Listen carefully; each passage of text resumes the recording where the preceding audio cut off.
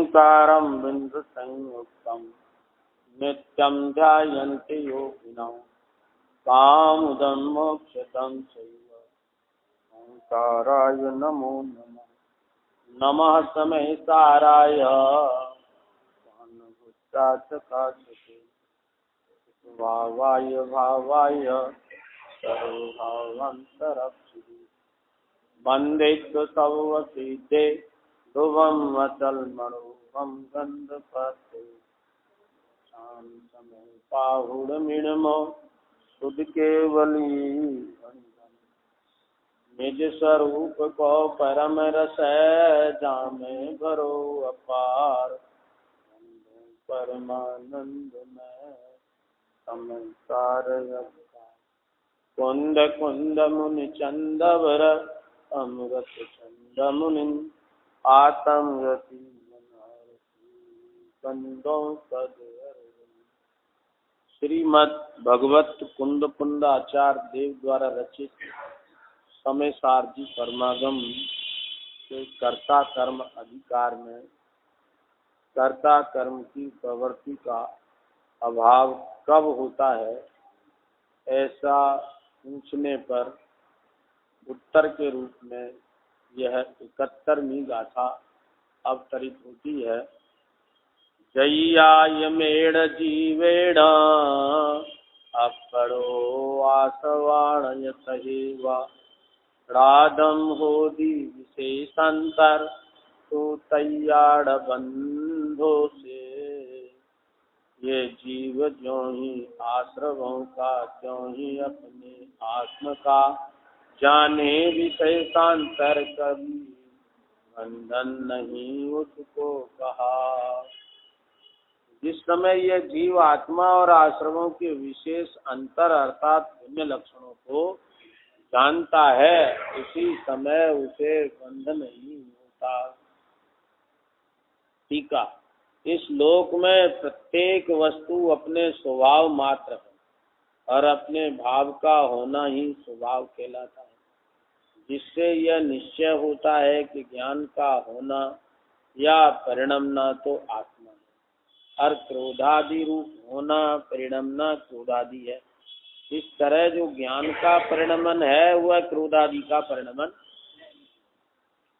क्योंकि जैसे ज्ञान के होने पर ज्ञान ही होता हुआ भाषित होता है, वैसे क्रोधादि भाषित नहीं। इसी प्रकार जो क्रोधादि का होना या परिणमना है वह ज्ञान का परिणमना नहीं, क्योंकि जैसे क्रोधादि के होने पर क्रोधादि के ही होते हुए प्रतिभाषित होते हैं, वैसे ज्ञान भी होता हुआ भाषित नहीं होता। इस प्रकार निश्चय से क्रोधादि और ज्ञान का एक वस्तुपना नहीं है। इसी प्रकार जब यह आत्मा और आश्रव के विशेष को देखकर जिस समय उनके भेद को जानता है, उसी समय अनादि काल से चली आ रही कर्म कर्ता कर्म की प्रवृत्ति से निवृत्त हो जाता है। उसकी निवृत्ति होने पर अज्ञान के निमित्त से होने वाला पौद्गलिक द्रव्य कर्म का बंध भी निवृत्त हो जाता है और इस प्रकार ज्ञान मात्र से ही बंध का निरोध सिद्ध होता है। भावार्थ क्रोधादि और ज्ञान भिन्न भिन्न वस्तुएं हैं। ज्ञान में क्रोधादिक नहीं है और क्रोधादिक में ज्ञान नहीं है। ऐसा जब इनका भेद ज्ञान होता है तब इनमें एकत्व बने का अज्ञान मिटता है और तब कर्म का बंध भी नहीं होता है। इस प्रकार ज्ञान ही से बंध का निरोध होता है। देखो 69-70 गाथा में ये बात कही, जब तक यह जीव आश्रव और आत्मा का भेद नहीं जानता तब तक यह अज्ञानी होता हुआ कर्ता कर्म की प्रवृत्ति में बढ़ता है। तो इसको क्रोधाधिक भाव होते हैं और उससे बंद होते हैं।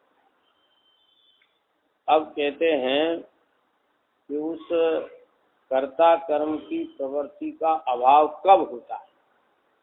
तो इसके उत्तर में ये 71वीं गाथा अवतरित हुई है।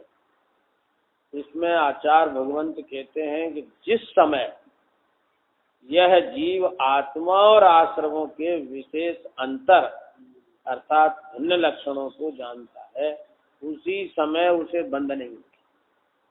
क्या समझिए? हाँ, ऐसा नहीं हो कहा कि कब बंध नहीं होता है कि जब ये सब त्याग कर देता है, मुनि हो जाता है, तब इसको बंध नहीं होता। ऐसा नहीं कहा। और ऐसा भी नहीं कहा कि जब ये आत्मा में लीन हो जाता है तब इसको बंध नहीं होता, जब इसका उपयोग बाहर होता है तब बंद होता है, अंदर होता है तब बंद नहीं होता। ऐसा भी नहीं कहा। क्या कहा कि जब इस जीव को ऐसा भेद ज्ञान हो जाता है, ऐसा कि आत्मा और आश्रमों में विशेष अंतर है। क्या समझ? जिस समय ऐसा भाषित होता है उसी समय बंद नहीं। क्या समझ? अंतर, आत्मा और आश्रमों में अंतर है, अंतर नहीं विशेष अंतर है। समझ में आना? वैसे तो दोनों शब्द एकार्थवाची भी है। क्या समझ? विशेष का अर्थ भी भेद है और अंतर का अर्थ भी भेद है। क्या समझ? लेकिन विशेषांतर, विशेषांतरम ऐसा मूल गाथा में लिखा है। 71 में भी लिखा है और 70 में भी लिखा है। क्या समझ? 70 में नहीं, 69 में लिखा है विशेषांतर।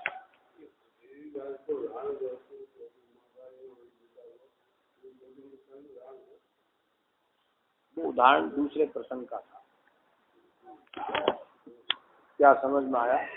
कि यहाँ आचार्य देव ने 69 गाथा में भी विशेषांतरम लिखा है और 71 गाथा में भी विशेषांतरम लिखा है। क्या समझ में? तो विशेष अंतर है इसमें आश्रम और आत्मा में। समझ में ना? एक दृष्टि से तो दोनों का अर्थ भेद है।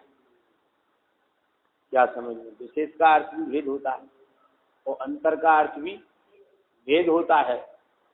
और जो समयसार की टीका है ना, उसमें अंतर और भेद दोनों अर्थ किए। अंतर का अर्थ अंतर और विशेष का अर्थ भेद किया है। जबकि यहाँ पंडित जयचंद जी छाबड़ा ने इसका अर्थ किया है लक्षण भिन्न है। क्या समझ? विशेष अंतर, इसमें ये बात निकलती है कि सामान्य अंतर नहीं है, माने छोटा मोटा अंतर नहीं है, बहुत बड़ा अंतर है। विशेष अंतर से अपन को ऐसा लग रहा है कि दो शब्द क्यों प्रयोग किए?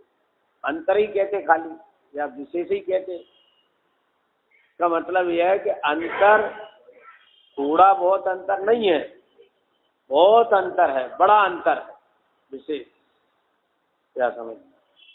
तो इस प्रकार आश्रमों में और आत्मा में बहुत बड़ा अंतर है। क्या समझ? बहुत बड़ा अंतर है। क्यों? कि उनके लक्षण भिन्न है। समझ में आया ना? बहुत बड़ा अंतर क्यों? कि आत्मा का लक्षण भिन्न है और आश्रमों का लक्षण भिन्न है। जड़ाश्रम भिन्न है, उन्हीं की बात है। भिन्न लक्षणों को जानता है, उसी समय उसे बंध नहीं होता। क्या समझ? जिस समय जानता है। लोगों को तो ऐसा लगता है कि ज्ञान में क्या,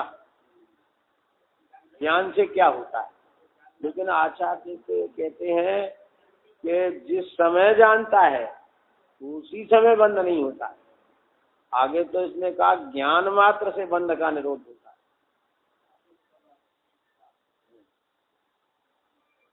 आगे इसके उत्तर में गाथा लिखी है 72 नंबर की, ध्यान मात्र से खंड का निरोध कैसे हो जाए। अब आत्मा और आश्रवों में बहुत बड़ा अंतर है, उसका स्वरूप कैसे। इस लोक में प्रत्येक वस्तु अपने स्वभाव मात्र है। जगत में जितनी भी वस्तु है वे अपने भाव रूप से परिणमन करती है, पर वस्तु के भाव से परिणमन नहीं। अपने भाव का होना ही स्वभाव कहलाता है। क्या समझ में। इससे यह निश्चय होता है कि ज्ञान का होना या परिणमना तो आत्मा है। क्या ज्ञान का होना परिणमना आत्मा है। समझ में आना। ज्ञान का होना परिणमना, ज्ञान का परिणमना जानना है। क्या समझ में। तो ज्ञान का परिणमना वो आत्मा है। क्या समझ में। आज की भाषा में तो ऐसा भी कहते हैं कि आत्मा तो परिणाम बिना का है, अपरिणामी है। लेकिन यहाँ कहते ज्ञान का होना या परिणमना तो आत्मा है, 100% आत्मा है। और क्रोधादि रूप होना या परिणमना क्रोधादि है। क्या समझ। क्रोधादि रूप होना परिणमना। क्या समझना है। तो क्रोधादि रूप कौन होता है। पौद्गलिक कारमाण वर्गणाएं पुद्गल क्रोधादि रूप होती है या उनका परिणमना वह क्रोधादि है। इस तरह जो ज्ञान का परिणमन है वह क्रोधादि का परिणमन नहीं है।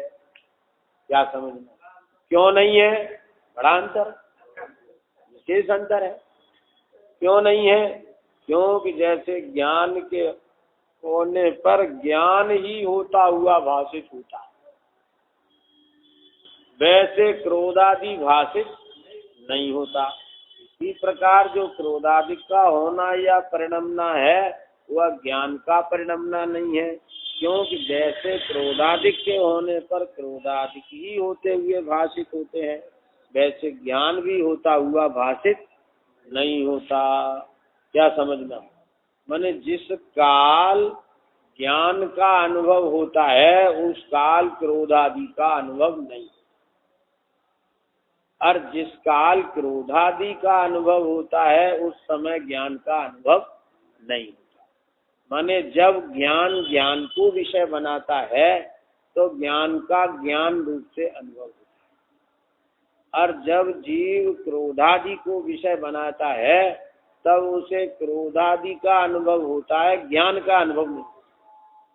हालांकि अनुभव ज्ञान में ही होता है लेकिन ज्ञान का अनुभव नहीं होता। उस समय क्रोधादि का अनुभव होता है। इससे इस बात की सिद्धि हुई कि क्रोध भिन्न है और ज्ञान।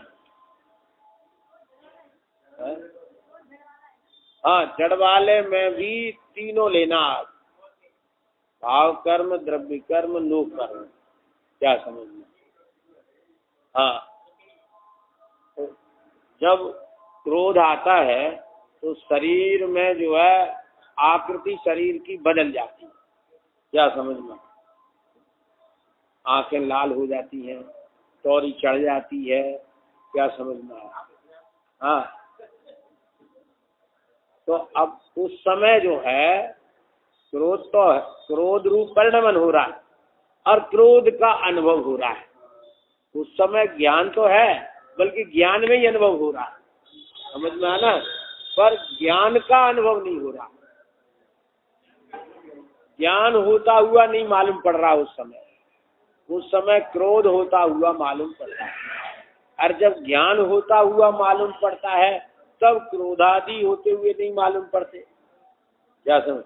ऐसा उनमें विशेष अंतर है कि जब क्रोधादि ज्ञेय बनते हैं तब ज्ञान ज्ञेय नहीं बनता, और जब ज्ञान ज्ञेय बनता है तब क्रोधादि ज्ञेय नहीं बनता। इसका मतलब यह है कि इनमें बहुत बड़ा अंतर है।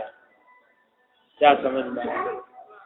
हाँ, इस प्रकार निश्चय से क्रोधादि और ज्ञान का एक वस्तु पना नहीं है।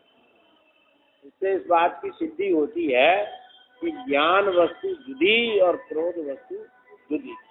क्रोधादि मैंने अकेला क्रोध ही नहीं है, हाँ सभी हैं। 16 सूत्र लगाने के लिए आचार्य ने कई जगह कहा, क्रोध, मान, माया, लोभ, राग, द्वेष और क्या नाम उसका 5 इंद्री के विषय, कर्म, नो कर्म, ये सब ये आत्मा नहीं है और ये आत्मा इनसे भिन्न है। निश्चय से क्रोधादि और ज्ञान का एक वस्तु पना नहीं, भिन्न भिन्न वस्तु है। हाँ है जीव का क्रोध जो उस समय अनुभव हो रहा है ना, अनुभव हो रहा है, वो जीव का क्रोध है, वो जीव का क्रोध रूप उपयोग है, समझ में आना। लेकिन उस समय विषय जो है वो जड़ क्रोध उसका विषय बन रहा है। तो जड़ क्रोध विषय बनने से ये भिन्नता स्पष्ट।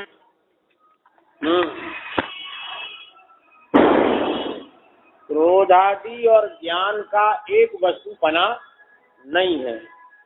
क्यों नहीं है? कि क्रोधादि प्रभाव है, उद्गल द्रव्य का परिणमन है, और ज्ञान आत्मा का परिणमन है। क्यों ये भिन्न है? कि जिस समय क्रोधादि का अनुभव होता है उस समय ज्ञान का अनुभव नहीं होता, और ज्ञान का अनुभव होता है उस समय क्रोधादि का अनुभव नहीं होता। इस तर्क से आचार्य देव ने इसकी भिन्नता सिद्ध की। इसी प्रकार जब यह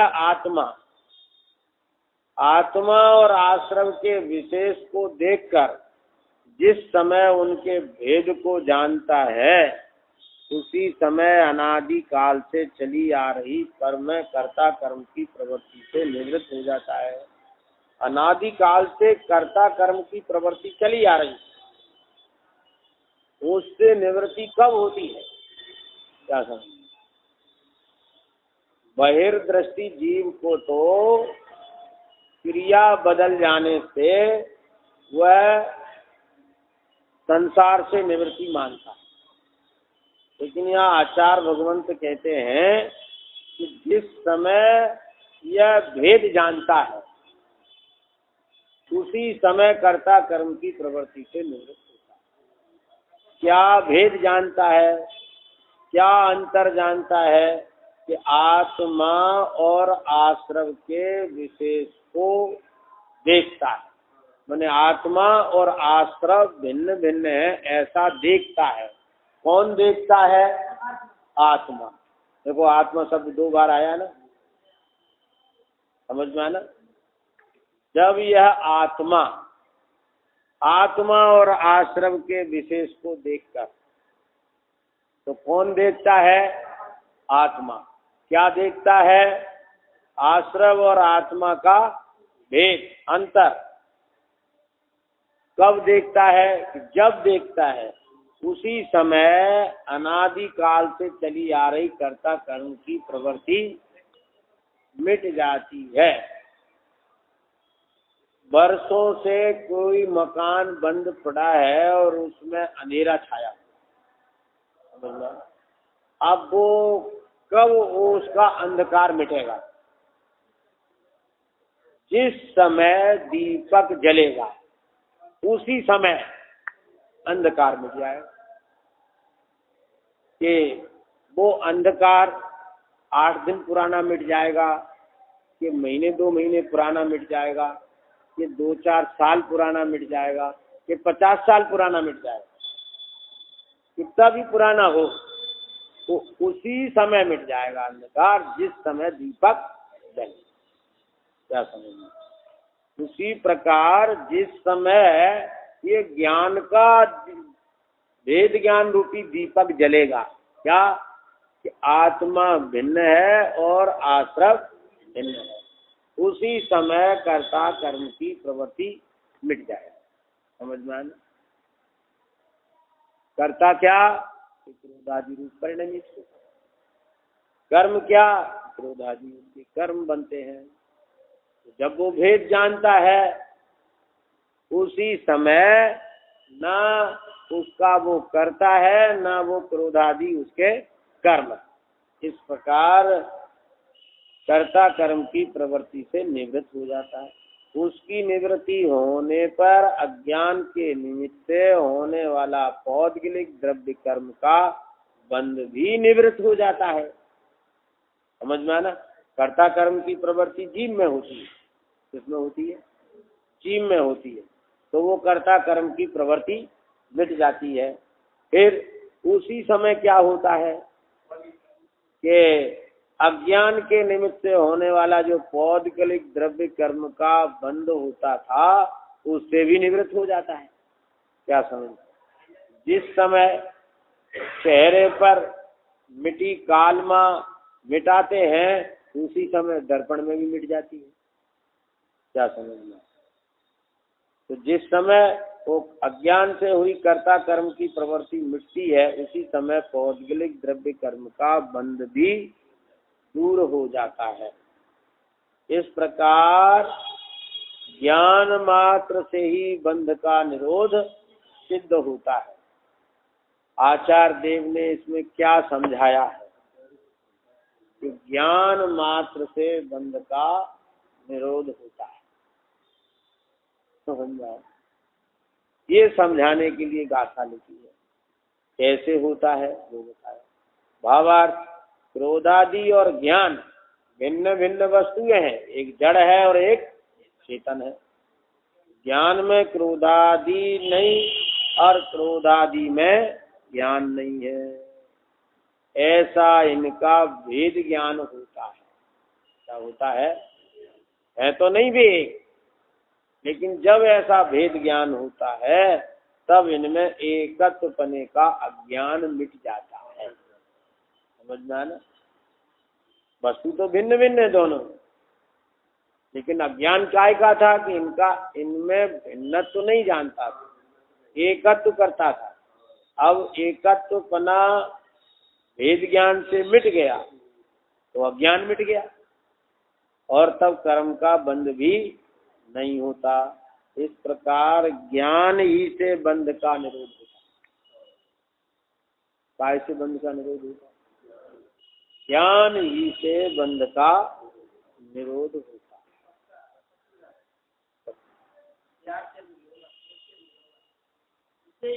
हाँ, और त्याग भी ज्ञान रूप है। ज्ञान ही प्रत्याख्यान है। लोग त्याग समझते कहाँ हैं? बस